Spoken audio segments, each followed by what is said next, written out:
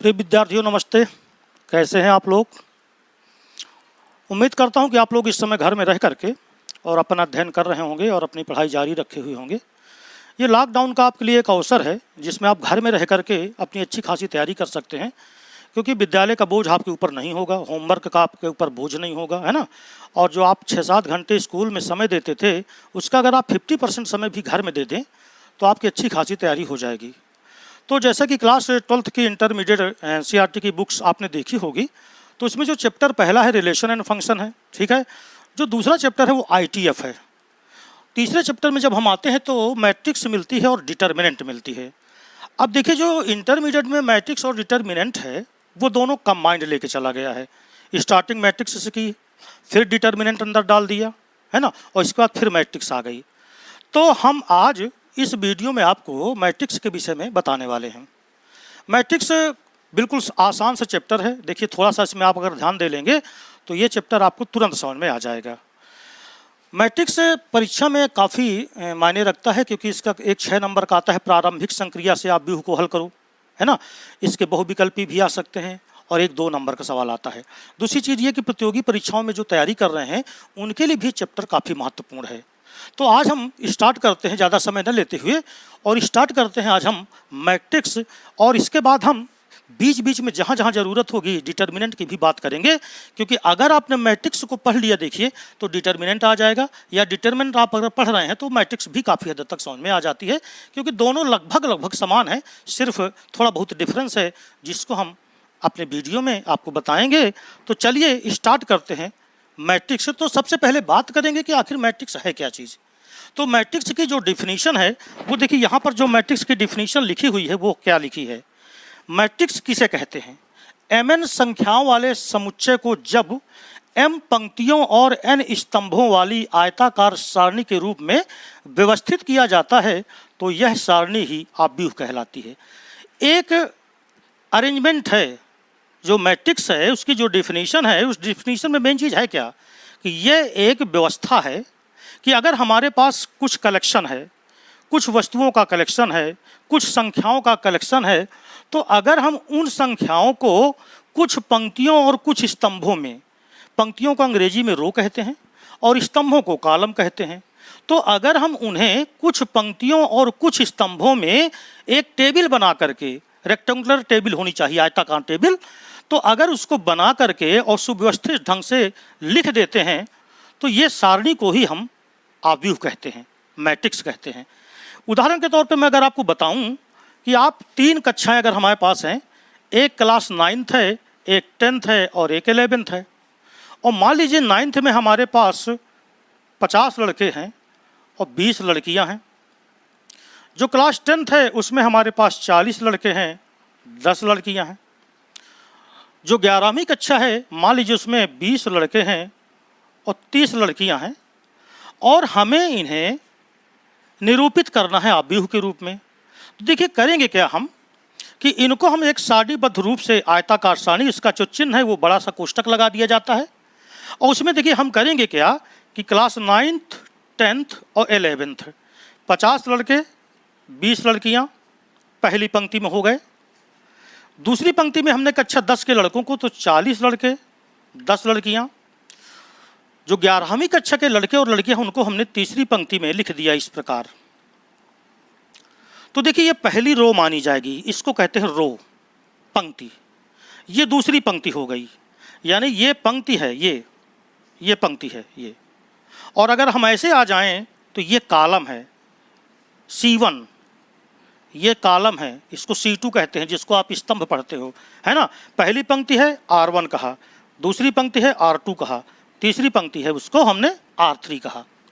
तो यहाँ पर जो लिखा है mn संख्याओं वाले समुच्चय को जब हम m पंक्तियों और n स्तंभों वाली आयताकार टेबल में लिख देते हैं, तो टेबल जब हम बनाते हैं देखिए, तो वो जो आव्यूह की टेबल बनती है भैया, उसका कोई नॉमिनेशन होता है। जैसे हम उसका कोई नाम रखते हैं तो एक सामान्य प्रचलन है कि उस नाम को हम कैपिटल लेटर से लिख देते हैं। तो जैसे सुनिए, मैंने एक टेबल बनाई और उसका नाम A रखा, तो पढ़ा जाएगा कि ये मैट्रिक्स A है, आव्यूह A हो गया। अब देखिए इसके अंदर जो अक्षर या फंक्शन भी लिख सकते हैं। तो इसके अंदर जो लिखे जाएंगे वो सब आव्यूह के अवयव यानी एलिमेंट कहलाते हैं। जैसे मान लीजिए मैंने यहाँ 3 लिखा, 2 लिखा, 1, फिर यहाँ 5 लिखा, -3 लिखा, 0 लिखा, 8 लिखा, 3 लिखा और 9 लिखा। तो ये जो 3 है ये अवयव है, राइट है। ये 5 है ये अवयव है, 8 है ये अवयव है। तो ये जो अंदर लिखे हुए जितने भी एलिमेंट हैं, जितने भी अक्षर हैं, ये सब इस मैट्रिक्स के एलिमेंट यानी अवयव कहलाते हैं। अब सबसे बड़ी बात यह है कि इस अवयव को नाम क्या दिया जाए। तो देखिए ये हमारी पहली पंक्ति है और ये पहला स्तंभ है। तो जैसे हम मैट्रिक्स लिखने जा रहे हैं, तो अगर मैं एलिमेंट को अब ए से व्यक्त करता हूँ, देखो तो पहली पंक्ति ये पहला पंक्ति हो गई, और चूंकि स्तंभ भी पहला है तो इसलिए पहले अवयव को हम A11 कहते हैं। A11 का मतलब पहली पंक्ति पहला स्तंभ। फिर देखिए A12 तो पहली पंक्ति दूसरा स्तंभ हो गया। फिर A13 तो पहली पंक्ति तीसरा स्तंभ हो गया। इसी तरह हम अगर अवयव बढ़ाते जाएंगे तो पहली पंक्ति और स्तंभ बढ़ते चले जाएंगे। यहाँ पर देखिए A21 तो पंक्ति तो दूसरी हो गई, ये पहली पंक्ति थी, इसको R1 से व्यक्त करते हैं। ये दूसरी पंक्ति लिख रहा हूँ, इसको R2 से व्यक्त करते हैं, है ना।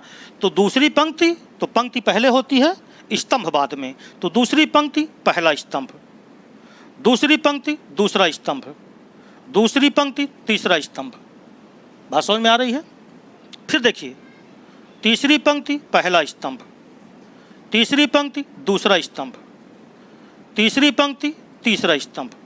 और ये जो आपके बने हुए हैं ये अवयव, इनके नीचे जो लिखा हुआ है तो पहला लेटर्स ये पंक्ति को व्यक्त करेगा, रो को, और दूसरा किसको व्यक्त करेगा, कॉलम को। तो ऐसे ही जैसे मान लीजिए MN अगर हमारे पास एलिमेंट हैं, MN एलिमेंट हैं, तो हम उनको M पंक्तियों और N स्तंभों में व्यक्त करेंगे। तो कैसे व्यक्त करेंगे, देखिए पहली पंक्ति पहला स्तंभ, पहली पंक्ति दूसरा स्तंभ, पहली पंक्ति तीसरा स्तंभ, ये हो गया। देखिए इसी तरह दूसरी पंक्ति पहला स्तंभ, फिर दूसरी पंक्ति दूसरा स्तंभ, ऐसे करते चले जाएंगे। इसी तरह बढ़ता चला जाएगा। अब देखिए MV पंक्ति, कितनी पंक्ति है टोटल, M पंक्ति है, तो MV पंक्ति पहला स्तंभ, MV पंक्ति दूसरा स्तंभ, और ऐसे ही लास्ट में जब आएगा तो MV पंक्ति और Nवां स्तंभ, राइट है। तो इस प्रकार ये जो अवयव पहला अवयव है वो पहली पंक्ति और पहले स्तंभ को निरूपित करता है। अगर M पंक्तियां बना रहे हो आप तो लास्ट वाली पंक्ति MV पंक्ति कहलाएगी, और जो अंतिम स्तंभ होगा वो Nवां स्तंभ कहलाएगा, यानी A1N पहली पंक्ति और Nवां स्तंभ। तो आपकी बात समझ में आ गई होगी कि जो इसकी डेफिनेशन है उसमें कुछ खास नहीं है। उसमें सिर्फ आपको करना क्या है कि आपके पास कुछ अवयव होंगे, उन अवयवों को एक बड़े कोष्ठक के अंदर आयताकार सारणी में निरूपित कर दिया जाता है। कुछ पंक्तियां होती हैं और कुछ स्तंभ होते हैं। अब बात यह आती है कि जब हम आव्यूह को निरूपित करते हैं तो निरूपित करने का तरीका क्या होता है, नोटेशन क्या होता है। तो देखिए नोटेशन में हमारे पास 2 विकल्प ज़्यादातर मौजूद रहते हैं। जैसे मान लीजिए आप कोई आव्यूह लिखना चाहते हो तो आप ये बड़ा कोष्ठक बना दो, ऐसे इसके अंदर सारे अवयव भर दो, ये नोटेशन हो जाएगा आव्यूह का। दूसरा हो जाएगा कि अगर आप आव्यूह बनाना चाहते हो तो बहुत जगह आपको ये भी मिल सकता है ना। ये कोष्ठक बना करके इसके अंदर भी अवयव भरे जा सकते हैं, 1 2 3 ऐसे ही जो भी आप बनना चाहें। तो आव्यूह को ये निरूपित करने वाला तरीका है। लेकिन आप एक चीज़ बहुत ज़्यादा गौर करिएगा, NCERT के बुक्स में आपको मिलेगा कि आपको ये मिल जाता है कहीं कहीं ऐसे, देखिए A ऐसे, और यहाँ लिखा रहता है IJ। इसका मतलब ये हो गया कि ये जो A है ये IV पंक्ति है, ये इसको बोलते हैं IV पंक्ति यानी IV रो, और ये जो J है ना ये Jवां स्तंभ है J। तो अब अगर इस तरह लिखा मिल जाता है ना तो इससे कैसे हम आव्यूह बनाते हैं, देखिए। तो अगर इससे आव्यूह बनाएंगे तो देखिए आईवीं पंक्ति, तो आई को तो तुम कोई भी मान दे सकते हो, पहली पंक्ति होगी तो आई बराबर 1 कर लेना। अब जैसे मैंने A11 लिखा, ये इसका मतलब ये जो A एलिमेंट है ये पहली पंक्ति तो आई बराबर 1, और जेवा स्तंभ तो जे बराबर भी 1 है, यानी पहली पंक्ति पहला स्तंभ। यानी ये जो आई जे लिखा हुआ है इसको हम आई को भी 1 कर सकते हैं, 2 कर सकते हैं, यानी आई की वैल्यू हम रखते जाएंगे और जे की वैल्यू हम रखते जाएंगे तो हमें डिटर्मिनेंट का वो अवयव मिल जाएगा। अब जैसे वो कह दे कि पहली पंक्ति और दूसरे स्तंभ का अवयव क्या होगा, तो आपने कहा A1 2 तो पहली पंक्ति और दूसरा स्तंभ ये एलिमेंट होगा। अब उसको हम देख लेंगे कि पहली पंक्ति में और दूसरे स्तंभ में कौन सा एलिमेंट हमको मिल रहा है। राइट है, बात समझ में आ गई। अब इसके बाद जो दूसरी बात आती है कि जो मैट्रिक्स होता है उसका एक आर्डर होता है, क्रम होता है। यानी आर्डर आप मैट्रिक्स कह सकते हैं या कोटि कह सकते हैं, तो आव्यूह का क्रम। ये अब क्रम होता क्या है, यानी क्रम का मतलब ये होता है कि वो किस कोटि का आव्यूह है, अर्थात उस आव्यूह में कितनी पंक्तियां हैं और कितने स्तंभ हैं। जैसे मान लीजिए मैंने एक आव्यूह यहाँ लिखा, ऐसे A बराबर एक आव्यूह लिखा 0 1 2 3, तो देखिए ये पहली पंक्ति हो गई R1, ये दूसरी पंक्ति हो गई R2, ये स्तंभ हो गया पहला और ये स्तंभ हो गया दूसरा। इसका मतलब ये जो हमारे पास मैट्रिक्स है इसमें पंक्तियां 2 हैं और स्तंभ भी कितने हैं, 2 हैं। तो हम कहते हैं कि ये 2 क्रॉस 2 का सारणी 2 क्रॉस 2 का आव्यूह है। तो 2 क्रॉस 2 तो पहले जो लिखा रहता है ये पंक्ति को बताता है, रो को बताता है, और जो दूसरा लिखा रहता है वो कॉलम यानी किसको बताता है, स्तंभ को। राइट है। तो अगर हमने लिखा कि एक आव्यूह है वो m क्रॉस n, पढ़ते इसको m क्रॉस n है ना, इंटू नहीं पढ़ते कभी भी, क्योंकि इंटू का मतलब तो गुणा कर दो तो फिर सारे अवयव एलिमेंट आ जाएंगे जितने होंगे। तो m क्रॉस n, तो m क्रॉस n का क्या मतलब होता है, m क्रॉस n का मतलब ये होता है कि ये हमारे पास एक ऐसा आव्यूह लिखा है जिसमें m पंक्तियां हैं और n क्या हैं, आव्यूह हैं। मैं उम्मीद करता हूँ कि आप जो है आव्यूह के विषय में जो जानकारी आपको ये थी कि आव्यूह वास्तव में होता क्या है, वो आव्यूह अब आपको समझ में आ गया होगा। आव्यूह का निरूपण भी आप समझ गए होंगे। तो चलिए अब आव्यूह के कुछ प्रकार होते हैं, यानी आव्यूह जो है कितने टाइप्स का होता है, वो उनको हम कैसे निरूपित करते हैं, क्या परिभाषा है उनकी, तो आइए उसके विषय में बात कर लेते हैं। तो चलिए चलते हैं टाइप्स ऑफ मैट्रिक्स यानी आव्यूह के प्रकार। तो आव्यूह के प्रकार में सबसे पहले 5 प्रकार आप समझिए। ये जो बेसिक प्रकार है ना, सबसे सरल, ये 5 हैं। इसके बाद देखिए डायगोनल मिलेगा आपको, ट्रेस ऑफ मैट्रिक्स भी मिलेगा, लेकिन पहले ये 5 आप समझिए। रो मैट्रिक्स, देखिए नाम से ही आपको पता चल रहा है, रो माने पंक्ति, मैट्रिक्स माने आव्यूह, यानी एक ऐसा आव्यूह जिसमें केवल एक ही रो हो, एक ही पंक्ति हो। जैसे मैंने एक मैट्रिक्स लिखा, केवल एक पंक्ति होनी चाहिए, स्तंभ आप कुछ भी कर सकते हो, पंक्ति केवल कितनी होनी चाहिए, एक। जैसे मैंने लिखा 2 3 -1 4, ये देखिए, तो इसमें देखिए केवल एक रो दिख रही है आपको, और कॉलम 1 2 3 4, यानी अगर इसको लिखा जाए तो 1 क्रॉस 4 का मैट्रिक्स है। तो बहुत ही आसान, यानी एक ऐसा आव्यूह जिसमें केवल एक पंक्ति ही हो। अब जैसे मैंने यहाँ A I J लिखा, ये मैं आपको I J इसलिए बता रहा हूँ क्योंकि ये नोटेशन आपको किताबों में मिल जाता है, आप समझ नहीं पाते कि ये I J का मतलब क्या हुआ। अब देखिए मान लीजिए मुझे पंक्ति आव्यूह लिखना है, A I J लिखा, तो I का मतलब क्या होता है, पंक्ति। राइट है ना, I का मतलब पंक्ति और J का मतलब स्तंभ। अब इसके लिए अगर आपको लिखना है तो आप I क्रॉस J तो लिखे, बट आपको ये ध्यान रखना है कि यहाँ I बराबर 1 है और J बराबर कितना है, 4, यानी पंक्ति कितनी है, 1, और स्तंभ कितने हैं, 4। तो एक ऐसा आव्यूह जिसमें केवल एक ही पंक्ति हो। तो ये तो पहला हो गया, आप चाहें तो इनको नोट कर सकते हैं। दूसरा कॉलम यानी स्तंभ आव्यूह। स्तंभ आव्यूह का मतलब केवल एक स्तंभ हो, एक कॉलम हो, अंग्रेजी में कहते हैं, तो केवल एक स्तंभ हो। राइट है। अब इसके लिए जैसे मान लीजिए मैं एक उदाहरण लिख रहा हूँ, तो अब आपको ध्यान रखना है कि पंक्तियाँ तो चाहे जितनी हो जाएं, जैसे सुन लीजिए मैंने लिखा 2 3 0 1 और ये आप भी मैंने लिखा। तो देखिए अगर आप इसको देखोगे तो इसमें कॉलम केवल कितना है, 1, और जबकि पंक्ति कितनी है, 1 2 3 4, यानी ये 4 क्रॉस 1 का व्यूह हुआ। तो 4 क्रॉस 1 का व्यूह का मतलब पंक्तियाँ कितनी हैं, 4, और जबकि स्तंभ कितना है, 1, यानी कि इसको हम तब कहेंगे कॉलम मैट्रिक्स यानी स्तंभ आव्यूह। अब तीसरी बात कर लेते हैं, चलो अब देखिए इसको अगर आप नोटेशन में देना है, जैसे मैंने इसको लिखा था तो AIJ आपने लिखा, बट यहाँ पर जो I होगा वो तो 4 है, देख लीजिए 1 2 3 4, और जो J है वो कितना है, 1, यानी कि इसका जो क्रम है, इसकी जो कोटि है वो 4 क्रॉस 1 है। 4 पंक्ति को प्रदर्शित करेगा और 1 किसको, सॉरी 4 पंक्ति को, हाँ, और 1 किसको, स्तंभ को। ये दूसरा हो गया। अब तीसरे नंबर में हॉरिजॉन्टल यानी क्षैतिज व्यूह।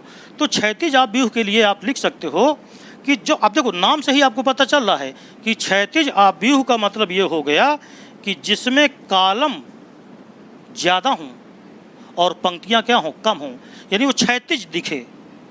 क्षैतिज का मतलब हॉरिजॉन्टल, हॉरिजॉन्टल ये देखिए, तो क्षैतिज दिखे। जैसे सुनिएगा 1 0 3 2, यहाँ 2 -1 3 5, तो देखो ना इसमें कितनी पंक्तियाँ हैं, 2 हैं, यानी पंक्ति तो 2 हो गई, मगर स्तंभ कितने हो गए, 1 2 3 4, यानी 2 क्रॉस 4 का है। तो ये हॉरिजॉन्टल देखिए है, हॉरिजॉन्टल का मतलब क्षैतिज दिख रहा है आपको। तो ऐसा आप व्यूह जिसमें पंक्तियाँ कम हों और स्तंभ क्या हों, ज़्यादा हों, यानी कि column are more than rows, right है। चौथा देखिए, चौथा बिल्कुल जस्ट इसी का अपोजिट, ऊर्ध्वाधर आव्यूह। जो ऊर्ध्वाधर हो, नाम से ही आपको पता है वर्टिकल दिखे। जैसे सुन लीजिए मैंने एक आव्यूह A बनाया और इसमें लिखा मैंने वर्टिकल दिखाना है आपको, यानी पंक्तियों की संख्या ज़्यादा रहेंगी इसमें। कैसे, 0 1 2 3 -1 0 5 3 1 6 3 9